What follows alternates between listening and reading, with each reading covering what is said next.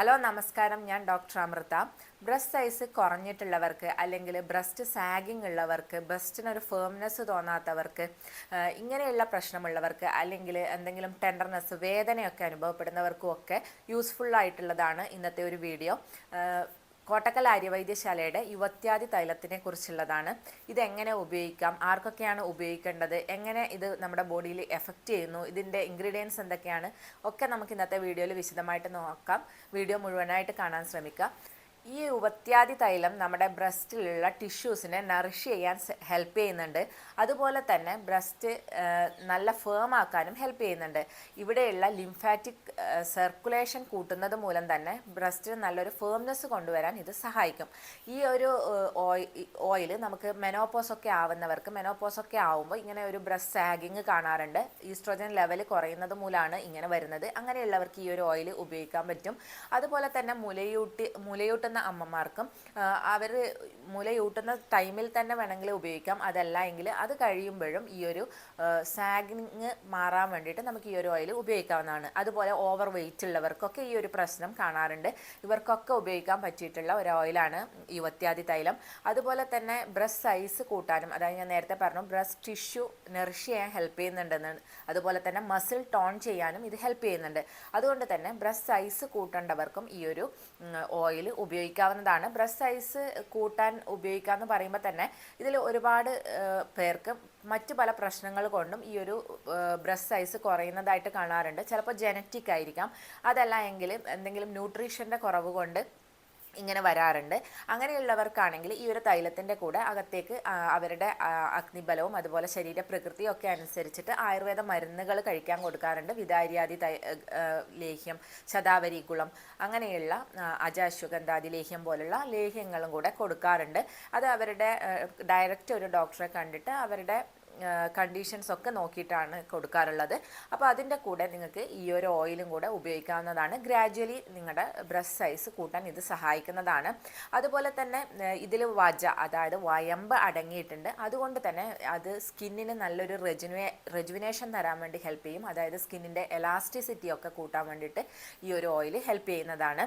ഇതിലെ main ingredients എന്ന് പറയുന്നത് പാലടങ്ങിയിട്ടുണ്ട്. അതുപോലെ ഇത് എള്ളെണ്ണ ബേസ് ആയിട്ടാണ് ഉണ്ടാക്കുന്നത്. അതുപോലെ ഇതിൽ എരുമ നെയ്യ്, അതുപോലെ പശുവിൻ നെയ്യ് അടങ്ങിയിട്ടുണ്ട്. പിന്നെ ഇതിലുള്ളത് വയമ്പ്, അതുപോലെ തൊട്ടാവാടി, കടുകരോഹിണി, മഞ്ഞൾ, ഇതൊക്കെയാണ് ഇതിൽ മെയിനായിട്ട് ഇൻഗ്രീഡിയൻസ് ആയിട്ട് വരുന്നത്. അപ്പോൾ ഈ ഒരു ഓയിൽ എങ്ങനെയാണ് അപ്ലൈ ചെയ്യേണ്ടതെന്ന് നോക്കാം. ഇത് നമ്മൾ ചൂടാക്കിയിട്ടാണ് ഉപയോഗിക്കേണ്ടത്. ചൂടാക്കുമ്പോൾ ഒരിക്കലും ഡയറക്റ്റ് ചൂടാക്കരുത്. നമുക്കൊരു ഡബിൾ ബോയിലിംഗ് മെത്തേഡിൽ ചൂടാക്കാവുന്നതാണ്. ഒരു ചെറിയ പാത്രത്തിലെടുത്തിട്ട് ഒരു ചൂടുവെള്ളത്തിൽ ഇറക്കി വെച്ചിട്ട് നിങ്ങൾക്ക് ഈ ഒരു ഓയിൽ ചൂടാക്കാവുന്നതാണ്.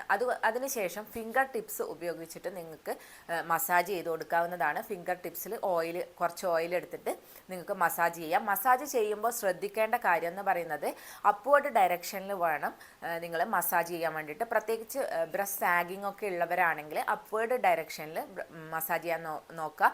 ഒരിക്കലും താഴോട്ട് മസാജ് ചെയ്ത് കൊടുക്കരുത്. അതുപോലെ തന്നെ ക്ലോക്ക് വൈസ് ആയിട്ട് സർക്കുലാർ മോഷനിൽ മസാജ് ചെയ്യാൻ നോക്കുക. അപ്പോൾ ഇനി സാഗിങ് ഇല്ലാത്തവർക്കാണെങ്കിൽ സർക്കുലാർ മോഷൻ ക്ലോക്ക് വൈസ് ചെയ്യുന്നതാണ് നല്ലത്. അതല്ല സാഗിങ് ഉള്ളവരാണെങ്കിൽ എപ്പോഴും അപ്വേർഡ് ഡയറക്ഷനിൽ മസാജ് ചെയ്യാൻ വേണ്ടിയിട്ട് ശ്രദ്ധിക്കാം. ഒരു 10 മുതൽ 15 മിനിറ്റ് വരെ നിങ്ങൾക്ക് ഇങ്ങനെ മസാജ് ചെയ്യാവുന്നതാണ്. അതിനുശേഷം ഒരു മണിക്കൂറൊക്കെ വച്ചതിന് ശേഷം കുളിക്കുന്നതാണ് ഏറ്റവും നല്ലത്. കുളിക്കുമ്പോൾ ഇളം ചൂടുവെള്ളത്തിൽ കുളിക്കാൻ വേണ്ടിയിട്ട് ശ്രദ്ധിക്കാം. ഇത്രയും കാര്യങ്ങളാണ് ഓയിൽ അപ്ലൈ ചെയ്യുമ്പോൾ നിങ്ങൾ ശ്രദ്ധിക്കേണ്ട കാര്യങ്ങൾ എന്ന് പറയുന്നത്. അതുപോലെ തന്നെ ഇനി ഈ ഒരു ഓയിൽ എത്ര നാൾ ഉപയോഗിക്കണം എന്നുള്ളതാണ്. അത് നിങ്ങൾക്ക് ഒരു കണ്ടിന്യൂസ് 2 മാസം ഡെയിലി ഉപയോഗിക്കുന്നത് വളരെ നല്ലതാണ്. ബ്രസ്റ്റ് സൈസ് കൂട്ടാൻ വേണ്ടി ചെയ്യുന്നതൊക്കെ ആണെങ്കിൽ 2 മാസം നിങ്ങൾക്ക് കണ്ടിന്യൂസ് ഉപയോഗിക്കാം. 1 മാസം ഉപയോഗിക്കുമ്പോൾ തന്നെ സാഗിങ് ഒക്കെ ഉള്ളവർക്കാണെങ്കിൽ നല്ല മാറ്റം കാണുന്നതാണ്.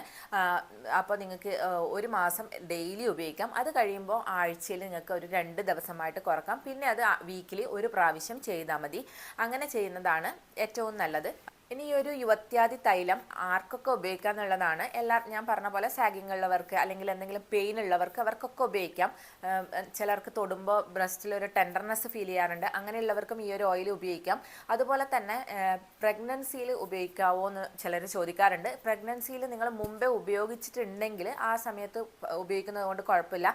അതല്ല എങ്കിൽ നിങ്ങൾ പാച്ച് ടെസ്റ്റ് ചെയ്തിട്ട് വേണം ഉപയോഗിക്കാൻ വേണ്ടിയിട്ട്. ചില സമയത്ത് ഇങ്ങനെയുള്ള പ്രൊഡക്ട്സ് നമ്മൾ പുതുതായി പ്രഗ്നൻസിയിൽ ഉപയോഗിക്കുമ്പോൾ അവർക്ക് ചിലപ്പോൾ അലർജി വരാനുള്ള സാധ്യതയുണ്ട്. അതുകൊണ്ട് ഉപയോഗിക്കുന്നതിന് മുമ്പ് ഒന്ന് പാച്ച് ടെസ്റ്റ് ചെയ്തിട്ട് ഉപയോഗിക്കാൻ വേണ്ടി ശ്രദ്ധിക്കുക. പിന്നെ ലാക്ടേഷൻ ടൈമിൽ, അതായത് മുലയൂട്ടുന്ന സമയത്ത് ഉപയോഗിക്കാമോ എന്നുള്ളതാണ്. അതുകൊണ്ട് കുഴപ്പമൊന്നുമില്ല, ഉപയോഗിക്കാവുന്നതാണ്.